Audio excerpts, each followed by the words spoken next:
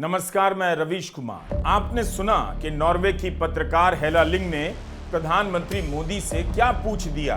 प्रधानमंत्री मोदी, आप दुनिया के सबसे आजाद प्रेस के कुछ सवालों को क्यों नहीं लेना चाहते? यह सवाल दुनिया भर में गूंजने लगा है। गोदी मीडिया ने आपको जोर शोर से बताया होगा कि 43 साल बाद भारत का कोई प्रधानमंत्री नॉर्वे की यात्रा कर रहा है, लेकिन यह नहीं बताया होगा कि 43 साल पहले 15 जून 1983 को तत्कालीन प्रधानमंत्री इंदिरा गांधी नॉर्वे गई थीं। तब उन्होंने नॉर्वे के तत्कालीन प्रधानमंत्री केयर विलोच के साथ बाकायदा बैठकर प्रेस को संबोधित किया। उसी समय की तस्वीर इंटरनेट पर वायरल है। 43 साल में ऐसा क्या बदल गया कि भारत के प्रधानमंत्री नरेंद्र मोदी नॉर्वे जाते हैं और प्रेस के सवालों का जवाब तक नहीं देते। जिस हॉल में प्रधानमंत्री मोदी और नॉर्वे के प्रधानमंत्री योनस गार स्टोरे अपना अपना बयान पढ़ रहे थे, उस हॉल में पहले से ही तय था कि सवाल जवाब नहीं होंगे। बयान पढ़ने के बाद जब दोनों नेताओं ने हाथ मिलाया, तभी एक आवाज सवाल बनकर आती है और पूरे हॉल के सन्नाटे को तोड़ देती है। प्रधानमंत्री मोदी बिना जवाब दिए हॉल से निकल जाते हैं और सवाल पूछने वाली पत्रकार हेला लिंग का सवाल दुनिया भर के लोकतांत्रिक मानस में ठहर जाता है। दुनिया के सबसे आजाद प्रेस वाले देश में प्रधानमंत्री नरेंद्र मोदी सवाल क्यों नहीं ले रहे हैं? ठीक है, तय होगा कि सवाल जवाब नहीं होगा, लेकिन इस पर भी सवाल होना चाहिए कि 43 साल बाद जब भारत से कोई प्रधानमंत्री नॉर्वे गए हैं तो सवाल जवाब क्यों नहीं हुआ? बिना सवाल जवाब वाले कार्यक्रम नॉर्वे के कहने पर तो तय नहीं हुआ होगा। इसकी पहल क्या भारत ने की?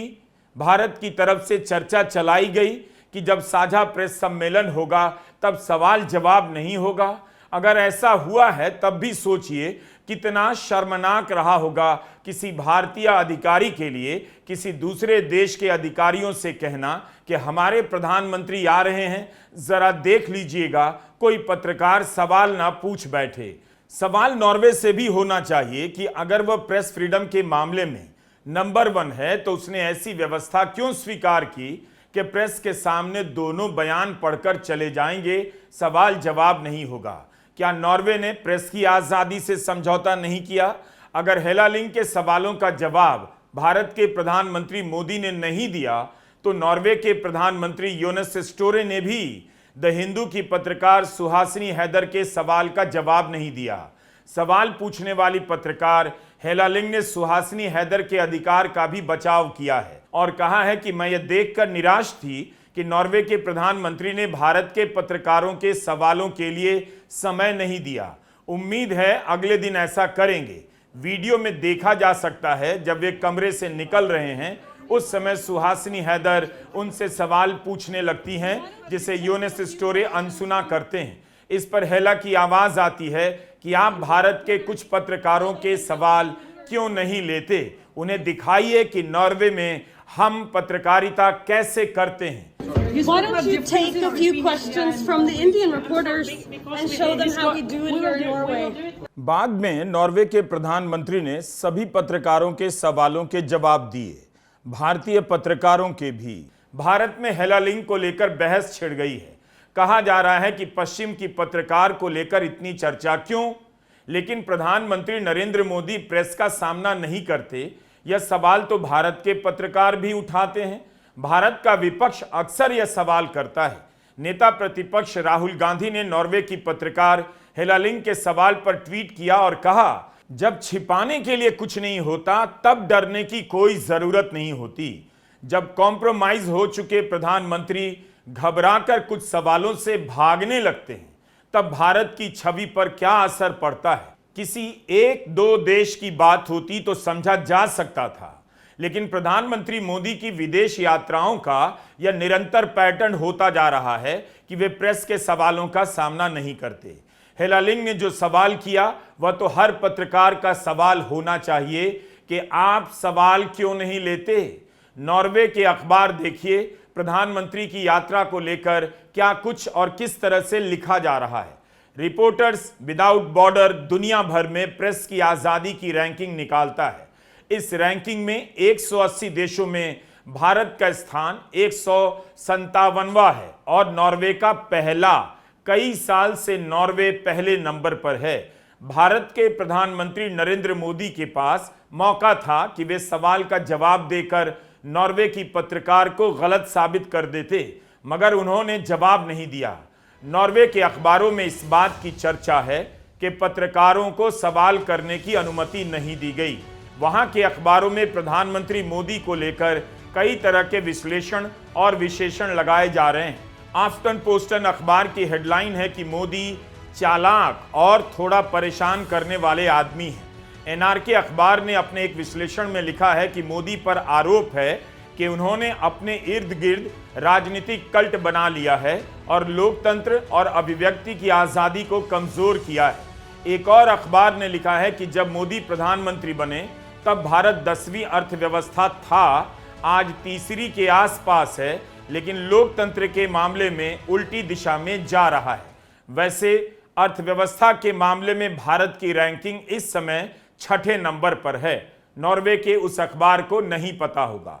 अगर मनमोहन सिंह प्रेस के सवालों से बचकर इस तरह से निकलते जाते, प्रेस कॉन्फ्रेंस बंद कर देते, तो यही प्रधानमंत्री मोदी भाषण दे रहे होते कि दुनिया के सबसे बड़े लोकतंत्र का प्रधानमंत्री सवालों का सामना नहीं कर पा रहा, भारत की छवि गिरती जा रही है। हेला लिंक के एक सवाल को आप एक और बार सुनिए।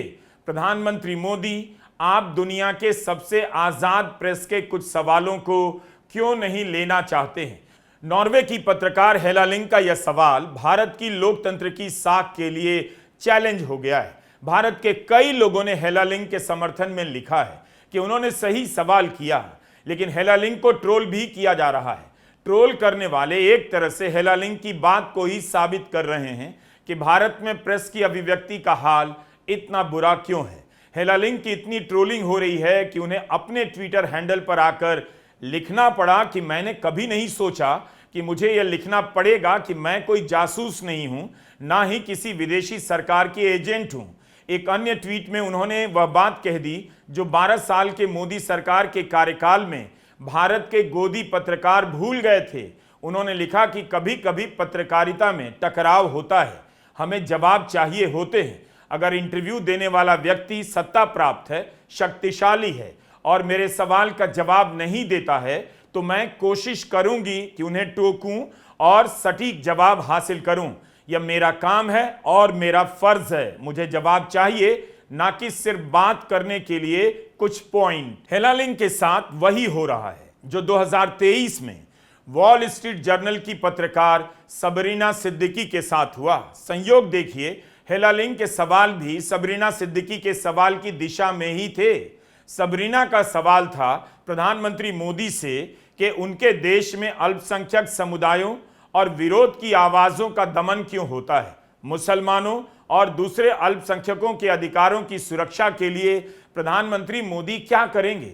3 साल पुराने सवाल जवाब के उस प्रसंग को आपको फिर से देखना चाहिए। Mr. Prime Minister, India has long prided itself as the world's largest democracy, but there are many human rights groups who say that your government has discriminated against religious minorities and sought to silence its critics.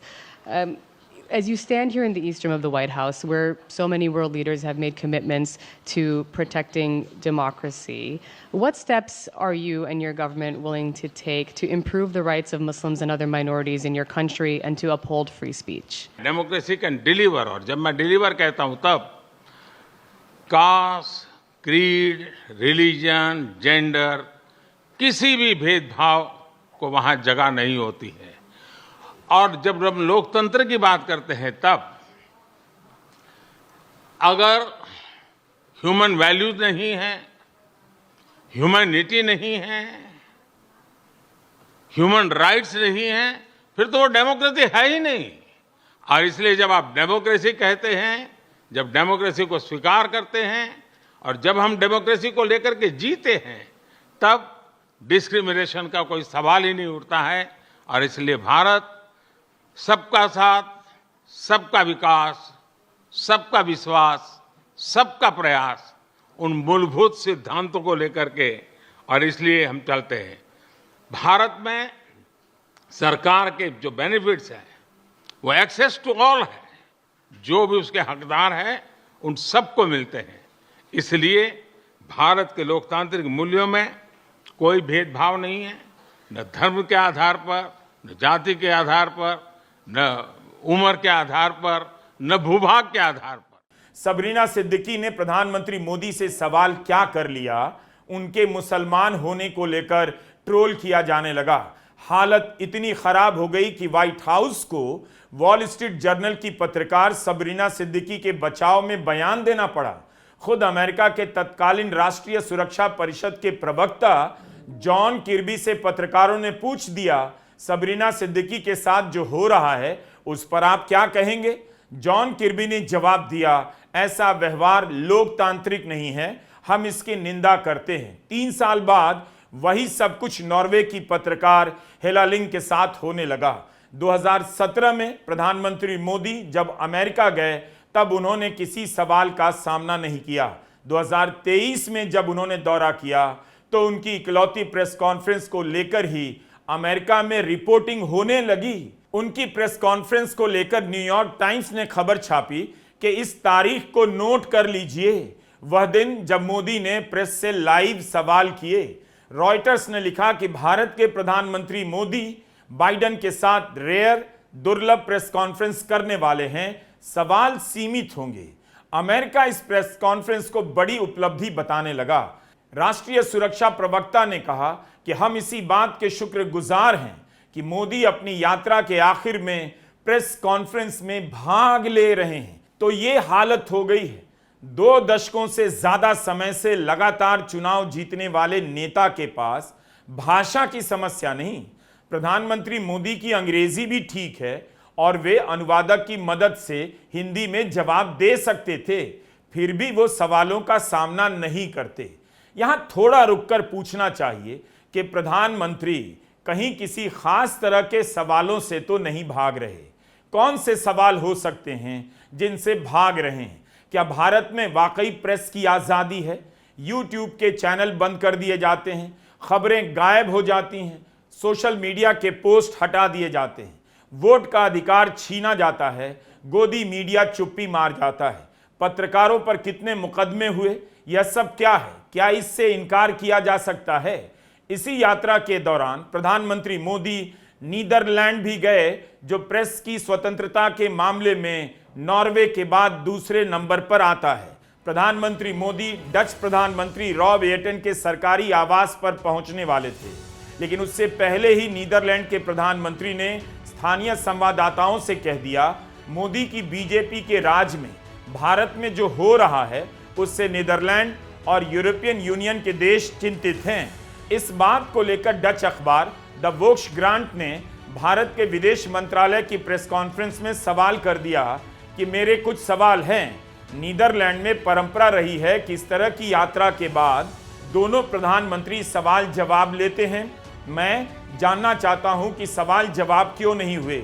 साथ ही प्रधानमंत्री येटन ने कहा, press की आज़ादी, मुस्लिम समुदाय को लेकर चिंताएं हैं, इस पर भारत सरकार क्या कहना चाहेगी? तो विदेश मंत्रालय के प्रवक्ता ने कहा, समझ की कमी के कारण नीदरलैंड के प्रधानमंत्री ने ऐसा कहा होगा। तब पत्रकार ने पूछ दिया, क्या हमारे प्रधानमंत्री को समझ की कमी थी? तब प्रवक्ता सकपका गए, कहने लगे उनका बयान उन्होंने नहीं पढ़ा है। Another thing is that today during a statement of Prime Minister Jette, he said that the Netherlands and the European Union are worried about, he said, press freedom and minority rights, among them the Muslim community and smaller communities. I wonder what the responses of the Indian government. See, let me tell you from my experience. We face these kind of questions basically because of the lack of understanding of the person who asked the question. You need to have more understanding of India to appreciate what India the Prime is. Minister should have more understanding because it's not something we say. I haven't seen that statement. Okay. I am referring to the question which about that topic which was raised about the freedom, and I think I have clarified how beautiful a country India is. आप note करते चलिए कि किन बातों से आज भारत दुनिया का सामना नहीं कर पा रहा है। हिंदी प्रदेशों के चुनावों में मुसलमानों के खिलाफ नफरती बयानों से आप भले चुनाव जीत सकते हैं, लेकिन दुनिया के सामने भारत का नैतिक बल हारते जा रहे हैं। प्रेस की आजादी का सवाल, अल्पसंख्यक समुदाय के साथ बर्ताव का सवाल केवल हेलालिंग ने नहीं उठाया, उसके पहले नीदरलैंड के पत्रकार ने भी विदेश मंत्रालय से पूछ दिया। नॉर्वे की पत्रकार हेलालिंग और नीदरलैंड के पत्रकार मेरिल थी के जवाब विदेश मंत्रालय के लिए भारी पड़ गए। उनका जवाब ललित निबंध की तरह होता गया। कभी अल्पसंख्यक आबादी के बढ़ने की बात करने लगे, कभी 5000 साल पुरानी संस्कृति की, तो कभी बात करने की रफ्तार इतनी तेज हो गई, उसी से लगा जवाब नहीं है। अपने सवाल में हेलालिंग यह भी पूछती हैं, क्या प्रधानमंत्री मोदी कभी भारत के प्रेस से सवाल लेना शुरू करेंगे? उन्होंने मांग की कि उनके सवाल का जवाब तभी दिया जाए ताकि वे फॉलो अप सवाल पूछ सकें, लेकिन उनकी मांग नहीं मानी गई। बाद में उन्होंने कहा, मैंने कई बार कोशिश की कि मानवाधिकार के मुद्दे पर स्पष्टता से बोलें, लेकिन नाकामी मिली। भारत के प्रतिनिधियों ने कोविड और योगा की बात की। Why should we trust you? Can you promise that you will try to stop the human rights violations that goes on in your country?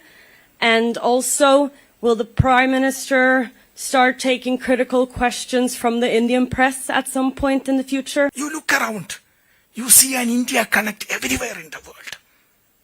India has, the numbers which you see on your phones, it is originated in India. Shunya, zero, originated in India. Chess originated in India. So we are proud of that civilization. Yoga, which the world admires today, it originated in India. India had epics and books. Let me answer the question. Please don't interrupt me. Please don't interrupt me. You ask me a question, please. This is my press conference. You ask, why should a country trust India? Why should a country trust India? Why should a country trust India? Let me answer that question, please. So India is a civilizational country which has something unique which it offered to the world, and it continues to offer to the world. People have no understanding of the scale of India. People have no understanding. They read, one or two news reports published by some God-forsaken, ignorant NGOs, and then come and ask questions. Don't worry about it. 17 minute तक Norway में भारत के राजदूत हेलालिंग के सवालों का जवाब देते रहे। विदेश मंत्रालय का जवाब जो भी रहा, हकीकत आप जानते हैं। अगर मोदी समर्थक भारत में हो रही सांप्रदायिक राजनीति पर गर्व करते हैं, तो बाहर के देशों में इन सवालों से भागने की भी जरूरत नहीं, वहां भी इसे गर्व के साथ बता सकते हैं। भारत के चुनावों के इन वीडियो को दिखाकर आप बहुत दिनों तक लोकतंत्र का ढिंढोरा नहीं पीट सकते। इन्हीं चुनावों की खबरें कितनी बदल चुकी हैं। वोट चोरी का आरोप लगा, फिर एसआईआर के नाम पर लाखों लोगों के वोट काट दिए गए। पश्चिम बंगाल में एसआईआर में जिनके नाम कटे उनमें हिंदू तो थे, मगर सबसे अधिक मुसलमानों के नाम कटे। तो इस सवाल का जवाब प्रधानमंत्री मोदी कैसे देते, क्या देते? 27 लाख लोगों को वोट नहीं देने दिया गया। पश्चिम बंगाल में कितने और गंभीर आरोप लगे। स्क्रोल में अनंत गुप्ता की रिपोर्ट है कि जैसे जैसे मतगणना में देर होती गई, तृणमूल का उम्मीदवार हारता चला गया। जब चुनाव में वोट चोरी से लेकर खास डिजाइन से वोटर लिस्ट से लोगों के वोट काटे जा रहे हैं, तब आप चीख कर नहीं कह सकते कि भारत एक लोकतंत्र है और यहां सभी के वोट का अधिकार सुरक्षित है, यहां के चुनाव पर कोई संदेह नहीं कर सकता। लोकतंत्र भारत की पगड़ी है और उस पगड़ी से कोई खेल रहा है, जिसे देखकर आप अनजान बने रहने का नाटक कर रहे हैं। इसे अगर आप नहीं देखना चाहते हैं, तब फिर क्या ही किया जा सकता है। सबका साथ सबका विकास का नारा दोहराकर आप इस बात से इनकार नहीं कर सकते कि भारत में अल्पसंख्यकों के साथ क्या हो रहा है। उनकी दुकानों का बहिष्कार करने के लिए भीड़ निकल पड़ती है, पुलिस कुछ नहीं कर पाती। अफवाहों के आधार पर भीड़ किसी गरीब मुसलमान को घेर कर मार देती है। चलती ट्रेन में धर्म पूछकर कोई गोली चला देता है। कोर्ट के फैसले से पहले घरों पर बुलडोजर चला दिया जाता है। सुप्रीम कोर्ट को कहना पड़ा, बुलडोजर का मनमाना इस्तेमाल हो रहा है। प्रधानमंत्री मोदी प्रेस कॉन्फ्रेंस नहीं करते हैं, यह एक बात है, लेकिन इस बात की पड़ताल कीजिए कि क्यों नहीं नॉर्वे से लेकर वॉशिंगटन तक में या दिल्ली में प्रेस का सामना कर पाते हैं। इसी यात्रा में प्रधानमंत्री मोदी स्वीडन गए। वहीं की संस्था है वीडेम, यानी वेराइटीज ऑफ डेमोक्रेसी, जो लोकतंत्र को लेकर रैंकिंग तय करती है। वीडेम के अनुसार चुनावी लोकतंत्र अपनाने वाले 179 देशों में 2014 में भारत का स्थान 65 पर था, जो अब रुपए की तरह सरक कर 105 पर आ गया। वीडेम ने भारत को चुनावी निरंकुशवाद, इलेक्टोरल ऑटोक्रेसी की श्रेणी में रखा है। क्या आपको इससे गर्व होता है? बिल्कुल गर्व नहीं होना चाहिए। आज भारत की आर्थिक हालत खराब है। विदेशी निवेशक भारत से पैसा निकाल रहे हैं, मगर विदेशी नहीं, भारत के अमीर और भारत की कंपनियां दोनों ही भारत से बाहर पैसा निवेश कर रही हैं। यह सब क्यों है? अगर आप इसके कारणों में जाएंगे तो एक बड़ा कारण भारत की लोकतांत्रिक छवि का खराब होना भी है।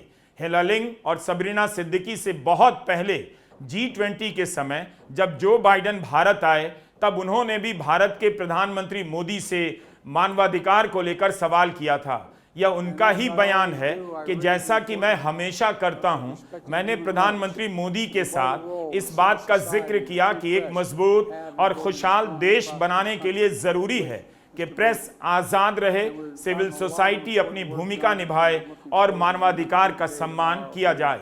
अल्पसंख्यकों के साथ बर्ताव, चंद उद्योगपतियों की सरकार, यही दो बड़े सवाल हैं जिनसे प्रधानमंत्री पिछले 12 साल से बचने के लिए प्रेस से दूर रहते हैं। उन्हें शायद पता है कि इन सवालों का जवाब दुनिया के सामने नहीं दे पाएंगे। भले 50 चुनाव जीत जाएंगे, मगर इनका सामना नहीं कर पाएंगे। फरवरी 2025 में जब प्रधानमंत्री मोदी ट्रंप से मिलने गए, तब उनसे अदानी को लेकर सवाल पूछ दिया गया। जवाब में प्रधानमंत्री वसुधैव कुटुंबकम की बात करने लगे। तब पत्रकारों ने पूछा था, क्या आपने गौतम अदानी के केस को लेकर भी बात की है? Can I ask whether you discussed at all today the case of Gautam Adani, who's one of the wealthiest men in Asia and perceived as an ally of Prime Minister Modi? Prime Minister Modi, have you asked the President to take action on that case? Thank you. पहली बात है, भारत एक लोकतांत्रिक देश है और हमारे संस्कार, हमारी संस्कृति वसुधैव कुटुंबकम की हैं। हम पूरे विश्व को अपना एक परिवार मानते हैं। हर भारतीय को मैं अपना मानता हूं। दूसरी बात है, ऐसे व्यक्तिगत मामलों के लिए दो देश के मुखिया न मिलते हैं, न बैठते हैं, न बात करते हैं। सवाल अदानी पर था और प्रधानमंत्री मोदी जवाब देते हुए वसुधैव कुटुंबकम की दिशा में निकल पड़े। 20 साल बाद आप सभी को हमारे सारे वीडियो पर लौट कर आना पड़ेगा। पिछले 12 साल से भारत की अर्थव्यवस्था गुलाबी बताने वाले भी गुलाबी नहीं बता पा रहे। उनका चेहरा लाल हो गया है। आप हमारे सारे वीडियो देखिएगा जो हमने अर्थव्यवस्था पर बनाए हैं। उन सभी वीडियो में आपको आज के खतरे की आहट मिल जाएगी। उन वीडियो में मेरा मत नहीं, बल्कि उन सभी का मत है जो लगातार सवाल उठा रहे थे कि अर्थव्यवस्था को लेकर मोदी सरकार झांसा दे रही है। आज उन सब की बातें सही साबित होने जा रही हैं। और ये मीडिया वाले जो हैं, इनको मैं मीडिया वाले कहता हूं, बट ये है अदानी वाले, अंबानी वाले। ये उल्टा सीधा सवाल पूछते हैं बीच में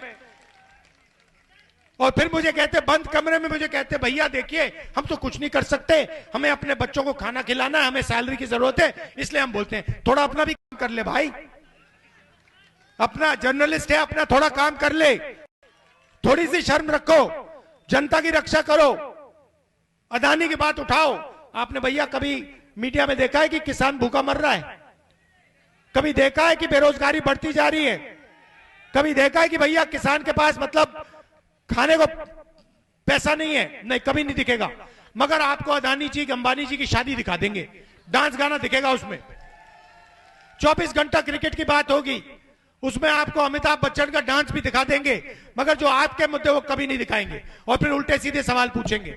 सोचिए, प्रधानमंत्री मोदी के प्रेस कॉन्फ्रेंस नहीं करने का वीडियो इतना लंबा हो जाता है क्योंकि आज भी इस सवाल का जवाब नहीं कि बतौर प्रधानमंत्री उन्होंने एक भी प्रेस कॉन्फ्रेंस नहीं की, लेकिन दूसरों को भी प्रेस कॉन्फ्रेंस करने से क्यों रोक रहे हैं? नॉर्वे को रोका, अमेरिका को भी रोका।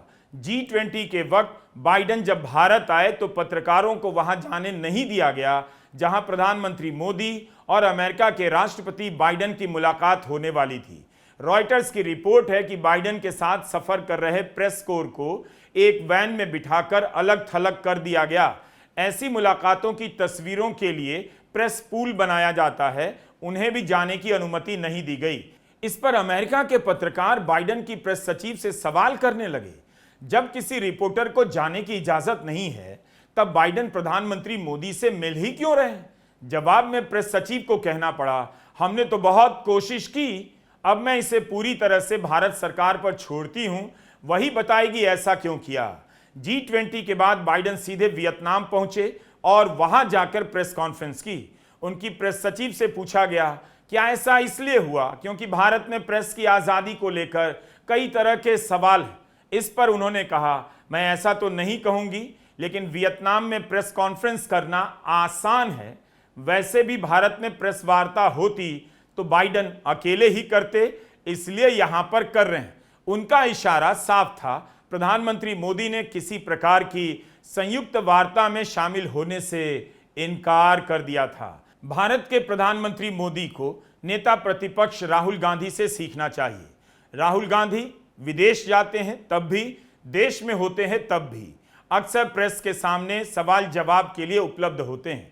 आपातकाल से लेकर सिख विरोधी नरसंहार को लेकर भी राहुल गांधी सवालों का सामना करते हैं, ना कि भागते नजर आते हैं। And your party seems to lack the maturity to accept the mistakes it has made, such as Sajjan Kumar just now being tried. You haven't tried to reconcile with the Sikhs. What attempts are you making? As far as mistakes of the Congress party are concerned, a lot of those mistakes happened when I was not there. But I'm more than happy to take responsibility for everything that the Congress party has ever done wrong in its history. I have publicly stated that what happened in the 80s was wrong. I have been to the Golden Temple multiple times. I have an extremely good relationship with the Sikh community in India and a loving relationship with them. प्रधानमंत्री मोदी की विरासत केवल उनके समर्थक नहीं तय करेंगे। समर्थकों का क्या है, सत्ता बदलते ही किसी और के पास चले जाएंगे। देखना प्रधानमंत्री मोदी को है कि लंबे समय तक मुख्यमंत्री और प्रधानमंत्री के पद पर रहने के बाद उनकी विरासत क्या होगी। 5 देशों की यात्रा पर गए, 2 देशों में प्रेस की अभिव्यक्ति और आज़ादी को लेकर सवाल पूछा गया, अल्पसंख्यक समुदाय को लेकर सवाल पूछा गया। इससे लगता है इन्हीं 2-3 सवालों से भागने के लिए प्रधानमंत्री नरेंद्र मोदी प्रेस से भागे जा रहे हैं। जिन मुद्दों से उन्हें राजनीतिक लाभ मिलता रहा है, उन्हीं के कारण उनकी विरासत खतरे में है। इतिहास चुपचाप दर्ज कर रहा है, भारत के चुनावों में दर्जनों रैलियां करने वाले प्रधानमंत्री नरेंद्र मोदी 12 साल में एक भी प्रेस कॉन्फ्रेंस नहीं कर सके और दुनिया में जहां जाते हैं इसी कोशिश में रहते हैं कोई पत्रकार सवाल ना पूछ दे। अगर आपको लगता है ऐसा होना सही है, इसमें भारत शर्मिंदा नहीं हो रहा, तो आप एक काम कीजिए, आपके घर जो अखबार आता है उसे तुरंत बंद कर दीजिए। जब पत्रकार सवाल ही नहीं करेगा, आप अखबार के पैसे क्यों दे रहे हैं? नमस्कार, मैं रवीश कुमार।